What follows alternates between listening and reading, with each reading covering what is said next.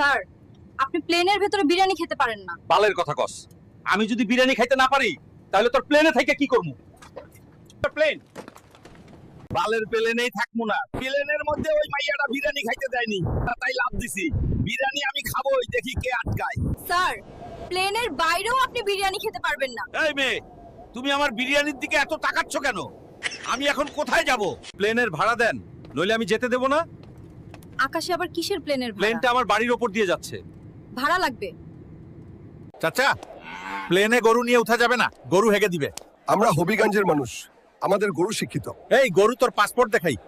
Sir, sir, প্লেনে মুরগি আনা নিষেধ। আমি মুরগির টিকিট কেটেছি। কম কথা বলুন। প্লেন নোয়াখালীর ওপর দিয়ে গেলে পাথর মেরে ফেলে দেবো।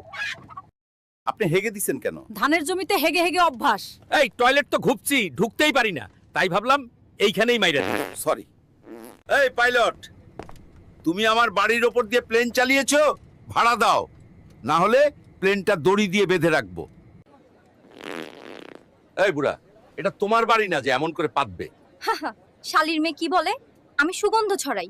পাইলট, এই পাইলট, তুমি আমার বাড়ির উপর দিয়ে প্লেন ওড়াও, ট্যাক্স দাও আমায়। প্লেনের আওয়াজে আমার হাঁস মুরগি হার্ট অ্যাটাক করছে। এই পাইলট, তুই আমার টয়লেটের ওপর দিয়ে প্লেন উড়িয়েছিস, আমার হাগু বন্ধ হয়ে গেছে। তাড়াতাড়ি প্লেন থেকে পালা, না হলে প্লেনে হাগু করে দেবো। প্লেনে ছাগল আনা নিষেধ। এই ছাগলের প্রেমিকা এখন দুবাইতে থাকে, আমি ওকে ওর সাথে দেখা করতে নিয়ে যাচ্ছি। হাবিবি, চলো দুবাই যাই।